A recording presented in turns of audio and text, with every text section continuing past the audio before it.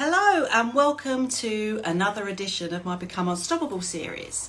So today's session's a little bit different. I have got one of my most amazing clients who's very kindly decided to come and share her story with you. Her name's Emily and I'm going to bring her up for you. Hello. There she is, just like magic. Hello my darling, how are you? I'm good. How are you? I'm really good, and I wanted to thank you first and foremost for coming on today, because it's very difficult for clients to want people to know that they've been through any therapy of any kind anyway. And I've been blessed by so many lovely clients who have done video testimonials already for me, and many of my clients have been on here like yourself to do these more in-depth interviews, really, which I totally appreciate everything that you're doing, because it is a huge thing to do, and it is important. It is important for people to know that there is light at the end of the tunnel, even when you've been through a terrible time like you have. So Emily, do you want to just do a quick introduction and let everyone know just who you are? Well, I'm Emily Mundy, as you mentioned. I'm 19 years old. I work full-time as a chef in Brentwood, Essex. So, yeah, that's my little lovely simple life at the moment. A simple little life. So Emily, before we get into your story, I want to ask you my very famous question, which is, what does being unstoppable mean to you? Being unstoppable means to me is not letting anything stop you or get in your way of your dreams, and like achieving your goals and chasing your dreams. So Amazing. And you're definitely unstoppable. And I was just checking just now, actually, when we very first met, and it was almost a year ago, which seems unbelievable, doesn't it? And I think it's probably fair to say that you were thrust upon me, not necessarily willingly, due to concerns from your family, and it was, I was recommended to your parents, and they graciously, provided this investment for you so that we could work together. What do you remember about back in those days when you first got told you was going to go and do some more therapy? oh gosh, I had numerous psychiatrists beforehand that couldn't help me, from like through NHS, through volunteer like services, through my school, multiple, and they all couldn't help me. So when I was told, you've got some more therapy, I was like, oh great, like that's lovely. And then instantly after the first session I was like, this is completely different, it suits my needs, it's helped me dramatically, whereas like almost 10 other psychiatrists couldn't. So I'm very And that is the thing, it is very different, and I 100% am not knocking any other form of therapy. People have studied for years and years, and I know this for a fact because I trained as a counsellor about a billion years ago now.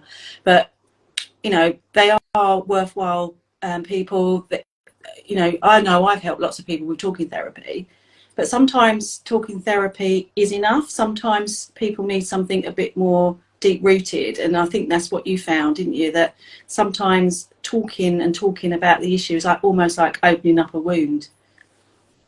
Yeah, it's very difficult when one person can't help you and you move on to another, and then having to re-explain and reopen those harmful wounds, when in fact you should be healing them, not reopening them.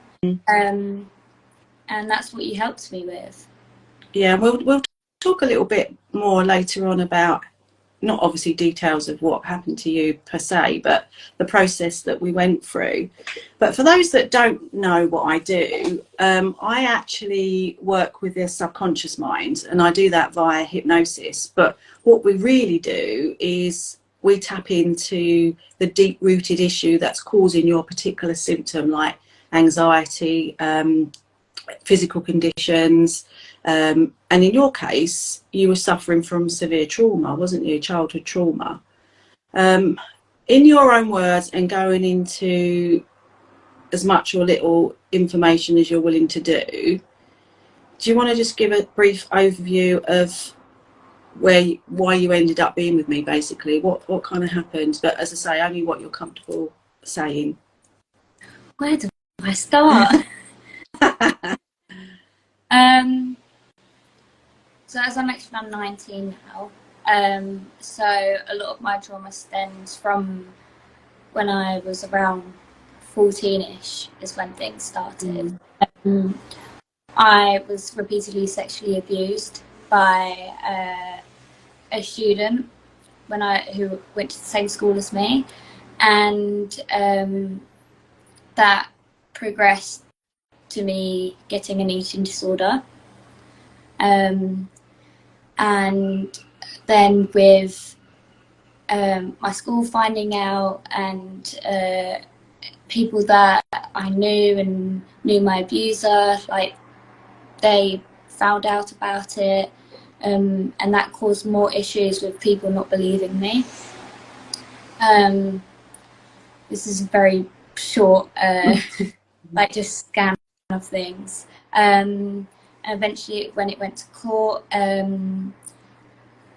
it was honestly very horrible to experience when you've had DNA evidence, 5 witnesses, and they were found not guilty of all charges.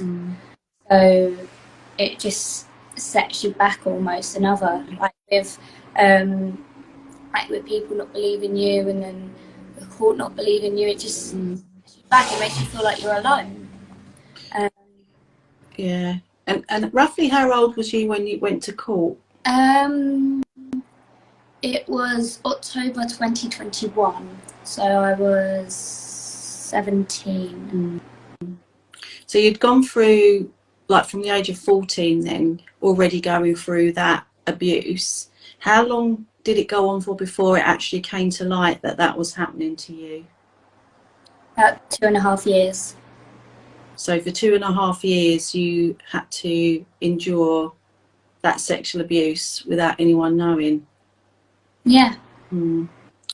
So, I mean, this is going to sound like a really silly question, but how did that really make you feel then, when you knew that this was going on, but obviously the abuser's saying to you, don't say anything, and you felt you couldn't for various reasons? And that happens a lot, doesn't it, in, like, abuse cases? Tell us a little bit about what was going on for you in your head. What does someone like that go through? It becomes very difficult to have just a simple, healthy life, really. Like, it's almost like a virus that just takes over your whole body. You can't do anything to stop it. It's almost like you're frozen in time, and just there's no way out. At least that's what I thought at the time. I didn't think there was any way out of my situation. And obviously overcome that, but during that time I remember it being very dark and difficult for me. I can imagine. Well, I can only imagine, thank goodness, but it must have been horrendous knowing that was happening, and it was happening pretty much every day, wasn't it? And the fact that you didn't really want to go to school, I would imagine. Yeah, I couldn't sleep at night, so I was sleeping during my classes, and that obviously affected my grades. And teachers would always wonder if something's going on at home, why I'm not sleeping. But no, it was happening at school. I wasn't being able to sleep at night. And I know, when obviously we've been talking about this through the sessions and things, but I remember you saying to me that you even cut off all your hair just so that he wouldn't find you attractive. Yeah, with my eating disorder, I had anorexia, and so therefore I lost a lot of weight, and I cut my hair very, very short. And I thought that looking more like a boy would deter him away from actually abusing me. But that unfortunately didn't change anything. That must have been devastating, because that's almost like no one's noticing, isn't it? And it's like, well, what's going on? It's like I'm screaming and then everybody's deaf and they can't hear me. Even people in the classroom must have noticed, but no one said anything, did they? No. So that must have been totally horrendous. So you must have felt so alone. And we know from the therapy that we've done that you actually felt that you absolutely wasn't good enough and you were completely unlovable.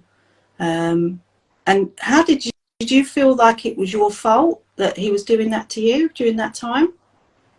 Yes, I was thinking, what on earth have I done to deserve this? Thinking, like, why has it happened to me? And why is it only me? Because I didn't know that other people went through the same thing. So I truly felt like alone, isolated. Isolated, for sure. So then let's fast forward a little bit then. So on a particular day, it all came out and the police got involved, and then then you would have had to wait quite a long time between the police and the court case. What kind of happened to you during that period? So I'm just trying to remember the timeline. Because I was still at school when police found out, and it actually wasn't by my choice that police found out. It was through someone that I was dating at the time, who I'm still friends with. So my abuser obviously got told to leave the school, and luckily I passed my grades. But going into college with more freedom, being in a new environment, and it's probably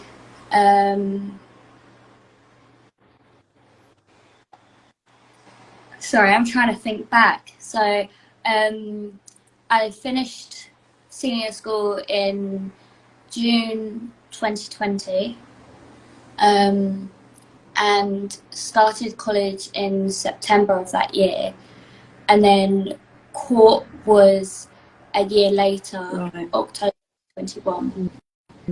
So a lot of that time was spent during my first year at college. I went down quite a big spiral in bunking of classes, proceeding in addictive behaviours, and it's just like never ending, just continually spiraling. And then what happened next? What did you get through college? And no, I was unable to pass my second year of college due to the amount of trauma I experienced and my mental health at the time. So this whole knock-on effect, so the events have all happened over a 2.5 year period, and as a result of that, it's just created this belief, or embedded this belief even more, because you would have had this belief from before anyway, but this is like really just enhancing that belief that you're useless and worthless, you're not good enough, what's the point, no one believes anything I do. So you started on your real sabotage mode then, didn't you? Yeah, dramatically. And obviously my family was beginning to notice. They were very, very concerned. My college, like, why are you doing this to yourself? Why, like, what's going on with you? and me still feeling very isolated, I just often be like, oh, it's nothing, I'm fine, or whatever. And in reality, it's just all these events over a long period of time just piling up and me not being much about it. Not help from someone that I needed to give me help, you know. And this is the thing with abuse and things like this, isn't it? Like, it's such a despicable thing for any human being to do to another human being, point number one. But I don't think they really understand what it does to people, do they? You know, up until the point when you met me, you were on, well, I remember saying to you, do you want to be here anymore? And you went, no, I'm not bothered. You know, if it happens, it happens. I mean, at 8, well, you would have been 18 then. What a horrific situation for you to be in at 18 years of age, not knowing whether you want to be here or not, through no fault of your own, that some disgusting human being decided that it was all game on to do what he did to you. And it wasn't, obviously it wasn't a one-off, so not that I'm saying that's acceptable either, but continually for over 2 years, to not even probably even give you a second thought now. And he will never understand the damage that he's done to you and to your family, actually, because it's the whole, your relationships, your career even, because you're a really smart cookie, and had that not happened, who knows where you could be and what you would be doing. Yeah. I even remember before all of that started, I was very interested in science. I was like one of those people that would always be in the science department, like wanting to look through stuff up through microscopes and things like that. I was very into lots of things. I was very academic, and then unfortunately that I lost interest in things that I used to love. Yeah, it's almost like I lost sort of a time frame. It's like I've jumped from being 13 to 19. I'm like, where's that gone? What happened? Yeah. So you went from like a happy young teenager to someone that was sabotaging in, I mean, I don't know if you're comfortable saying in what ways you were sabotaging yourself in. I'm not going to say it because I'll leave that to you. So do or don't, whatever you want to do. But yeah, you were doing dangerous stuff, and thankfully you're still here to tell that story, aren't you? Yeah, of course. And I don't mind saying what I was doing sabotaging wise. Started off with harming myself, and once my family noticed it, progressively moved on to drug abuse, drinking, and just doing reckless behaviour, not thinking about the consequences, coming home very, very late, or sometimes not even going home at all, not letting anyone know where I am.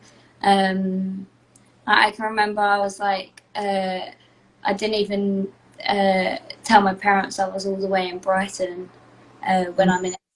So, yeah.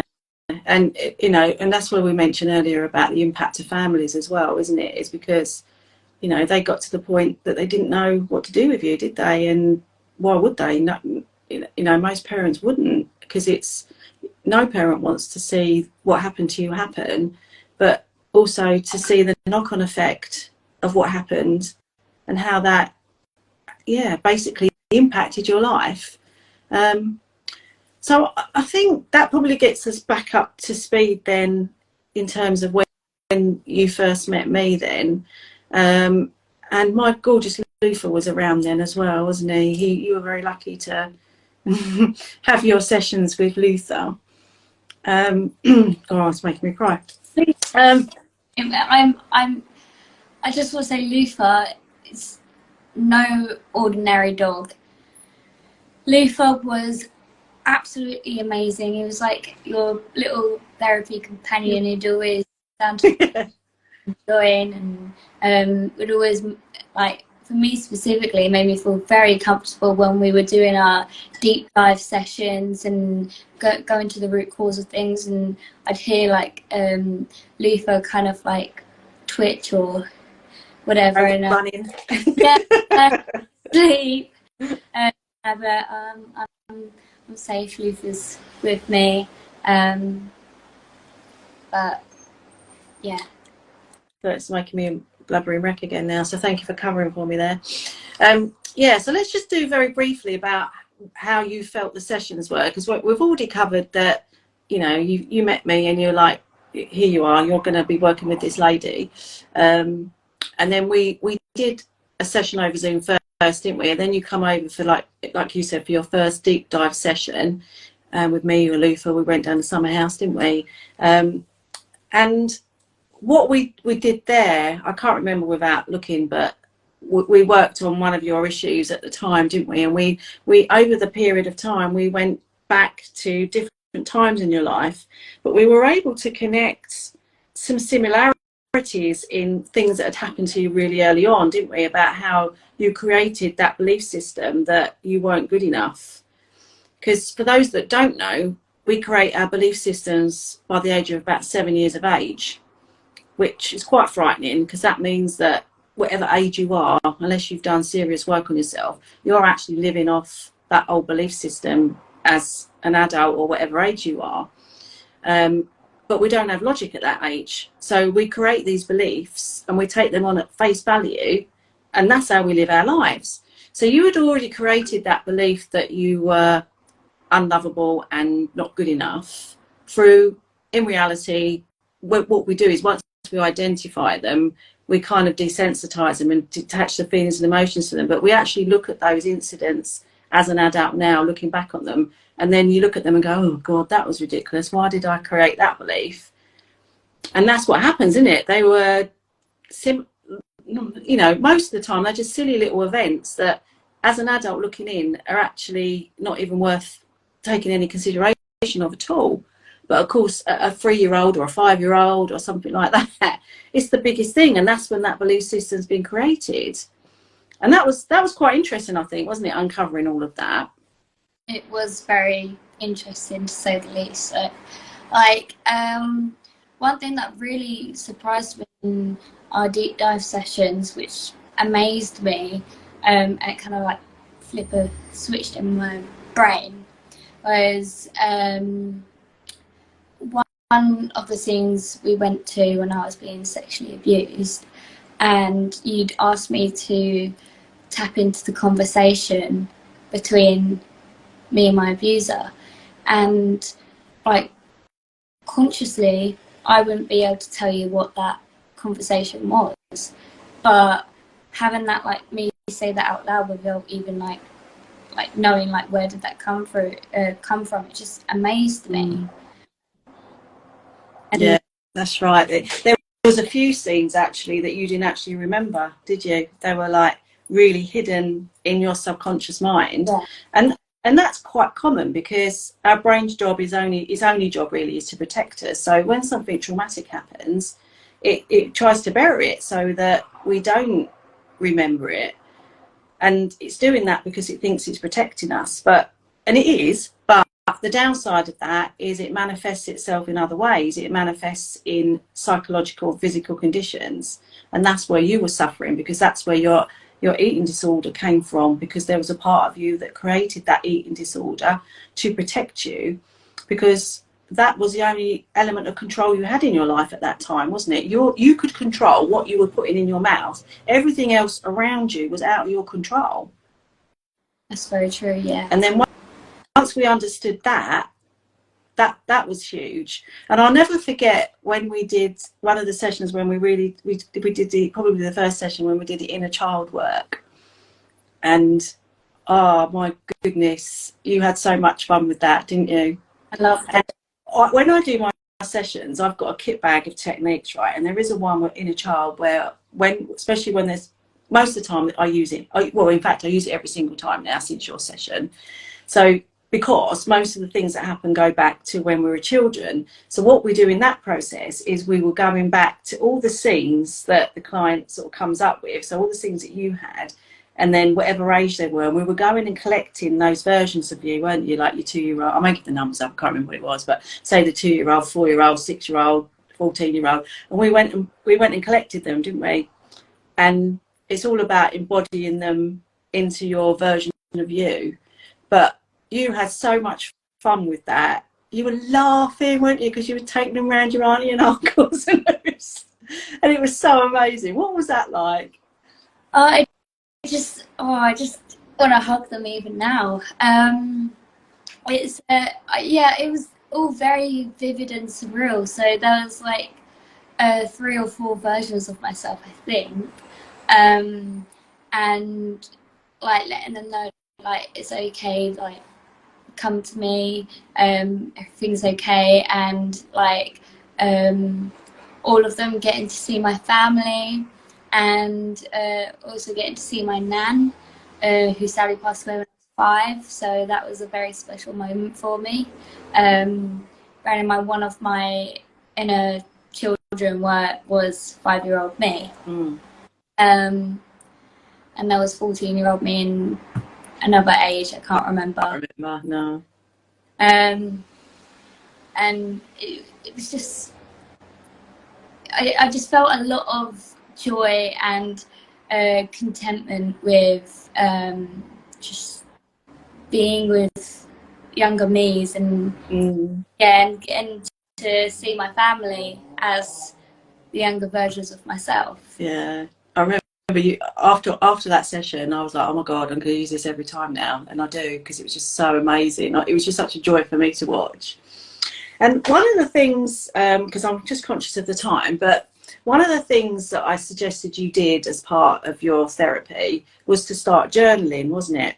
Yes. What happened, my lovely, when you started doing that? Started writing a book.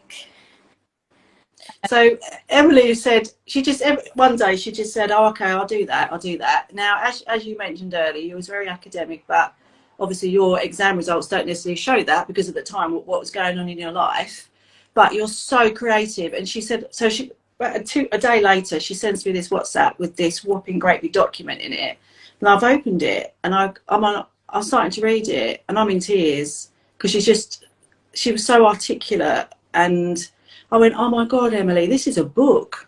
So she said, you reckon? I went, yeah. So then she started adding to it, didn't you? And well, that's something to look at in the future, but definitely for sure, isn't it? But how did that help, writing that, and then realising actually you could have a #1 best-selling book here? Oh my goodness.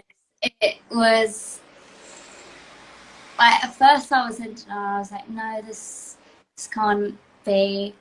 But I love reading. Like, I've got a massive bookcase, which is actually to the right of me, off screen, filled with all these books. And as you mentioned, this could be a book. I was thinking to myself, I'll read into more things, and see what I can find and things like that. And as I'm progressing with my book, I'm thinking my purpose is to help other women and girls who are just like me through my story. I don't want any other female knowing, like, thinking that they're alone, because they're not. And even with like my court outcome, like, I think it's a very small percentage of excuse the noise. I know. Good idea. We both opened our windows, wasn't it? Just before we did live. My main road, so I do apologise, but it is boiling in here. Sorry, I got distracted. To share your story, to help other people, to know that they're not being discriminated against. Exactly. And there was one thing that stuck out to me, is like a small percentage of women that have been sexually abused actually go to court. And have a very small percentage of that gets like charged with that crime. So it's actually a very, very, very small number of predators that end up doing prison time. So being that small percentage that went to court, and then undeniable evidence still being found not guilty, and I don't mind saying what those charges were, as my abuser was charged with 4 rape charges and 2 sexual assault charges. And I think I mentioned earlier, I had forensic DNA evidence at the highest level. I had 5 witnesses supporting me, and he was still found not guilty on all charges. So yeah, it's no wonder, isn't it, that people don't go forward, because they've got to go through all that humiliation and then have that happen. I mean, yeah, that's a whole nother episode, that is, isn't it? But the book, I'm going to share this because this might make people laugh, right? Emily and I were, because I'm writing a book as well, right, about my lovely Luther, but also about how other animals and people have impacted them, and being a therapy dog, and we're bringing in stories like yours into it. And at that time, we said, right, we're both going to write a book. And then me and Emily was getting a bit carried away once. We decided that her book's actually going to be made into a film, and we were actually discussing who was going to play our parts in it, weren't we? trying to find like a pretty celebrity to play myself. I was like, I don't want this person or that person to play me, or thinking like who would play you, and it was very funny. It was very funny, but I can't remember what we concluded in the end. Maybe it was Jennifer Aniston or someone like that, wasn't it? I can't remember that. Of course. We'll get Aniston. I mean, you know, and I know we're laughing, and that's good, because we need to have some fun in life. But actually, the topic is very, very, very serious. And thankfully, you are unstoppable now. We haven't worked together now for a good 6 months, because the sessions we did were with three sessions. And when I say sessions, they combined over a month period, don't they? So that's nothing, is it, really, in a grand scheme of things, for you to have unraveled what you've unraveled, and to have got over, to be the person you are now. And I for one are so super proud of you, because I know what you were like when you first came to me. In fact, I think your first session here, if I remember rightly, I think, hadn't you gone out the night before and you was drunk, or not, you weren't drunk then, but you were like hungover, and I was like, oh great, this is going to be fun. Yeah. But actually it was an amazing session. And then after that, you kind of realised, didn't you, that actually this might work out now. This might be good. And then obviously you was all in after that, weren't you? And you did all your homework, and you listened to your recordings like you had to. Because once you saw that it was different, and do you know what, this is actually working, yeah, you were all in then, weren't you? Yeah, I do remember how I felt on our first session. And yes, you're right, I did have maybe a little bit of a headache, but it all progressed well. And also at the time, I didn't have a job. No. And we started, was it August or September when we started? I think it was September. I can't remember now. I did just look, didn't I? So that's quite bad of me. But it was September when I got my now current job as a chef. So I've been there for almost a year now. And I don't think without your help, I'd be jobless. You know, I'd still be self-sabotaging. But I even in June moved into my own apartment with my partner. I no longer live with my parents, and so it's a lot of change. A lot of life changes, yeah. Amazing, absolutely. You know, not small ones. Moving out, and you're sitting in your new apartment right now, aren't you? Yeah. And that's the thing, and that's what I love about what I do, Emily. Like, you were what I would call, like, someone who obviously was in pretty much desperate need at that point, and the fact that I was privileged enough to be able to help you and to watch you grow and continue to grow, which you're doing, and we know we've always been in contact still, and now we're going to work together now because you're at a different level in your life now. You want to start, you've got yourself from below the line, you're well and truly above the line now, but now you want to start growing and seeing what else you can do in your new, you know, from the 19-year-old you are now, as opposed to the 18-year-old you was when I first saw you. And that's just amazing, and I love that. Yeah, I definitely do have aspirations for what I want my future to look like. Because I think, like, being below the line and then being slightly above the line, I definitely want to continue going up and up and up. As you mentioned in the beginning of this life, that what unstoppable means to me is continuing growing and growing and growing, and chasing my dreams. And I know that one of my dreams is to publish my book and help women and girls know that they're not alone, and through my story, through knowing what I went through and how I overcame that. And obviously it'd be made into a film, and it wins an Oscar and a BAFTA and all that malarkey, of course. But that goes without saying, right? And Jennifer Aniston is playing you, and I'm probably being played by, I don't know, Margot Robbie. No, I just that new Barbie movie.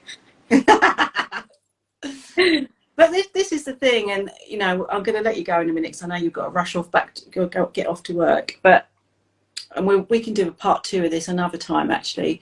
But I think what's important for the listeners to understand, or is that the right thing to say, listeners, viewers is the right word, isn't it?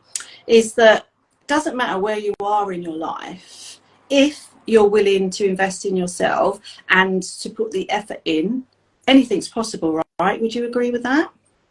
Yeah, of course. Like, never put a limit on what your dream is. Your dream is to, I don't know, be an astronaut, then like go chase that dream. There's nothing stopping you, you know. Don't many people you know, are able to achieve that. Like, if you put your mind to it, you can do that. You can I don't know, if you want to be a pilot, or you want to like travel the world, there's seriously nothing stopping you. You just gotta like flip that switch and be like, I do this. The only thing that's stopping people is themselves, isn't it? Really, because it's having that mindset that I don't deserve that, I can't have that, money doesn't belong, I'm never going to have money, and all those sort of beliefs. Absolutely not. You have to we have to reverse all those beliefs, which isn't always easy, which is obviously where someone like me comes in. But absolutely anything is possible.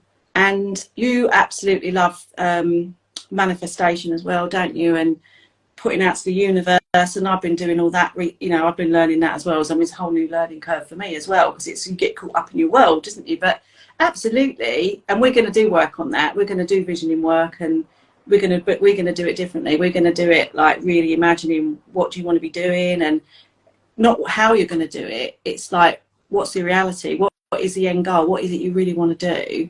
But feeling it as well, and that's really important. And also believing that you have what you want, believing that you are this version of yourself that you desperately want to be. And what would you say to anyone then that's kind of been through something similar or something traumatic, and they're at a place where you were only a year ago, which seems mad, doesn't it? But what advice would you give them? You're not alone. Things do get better. It's not the end of the world. It's not your fault.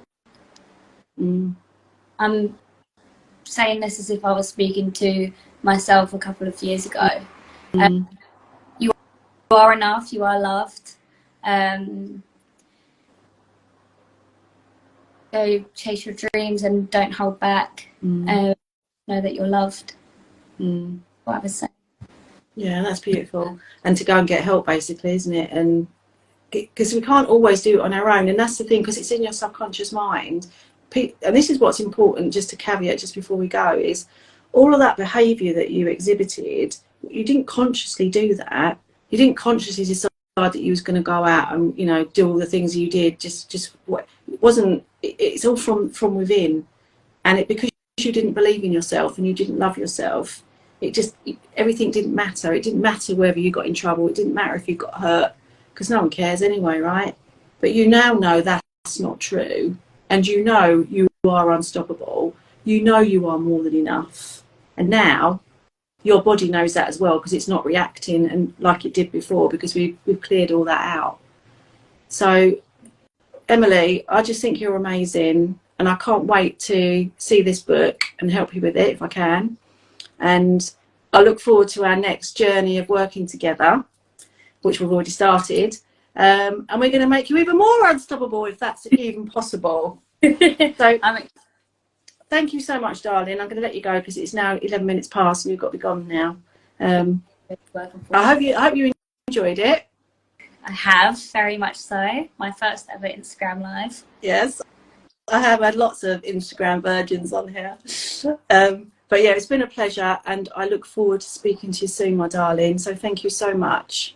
Thank you. Speak to you soon. Take care. Thanks everyone for watching, and this will be repurposed on video format on Instagram and all my social medias and my YouTube channel. So please check that out, Millicide Therapy and Coaching, where you can see all my Instagram live interviews with all my clients, with all my video testimonials and all my clients. So thanks very much. Take care, and thank you for watching.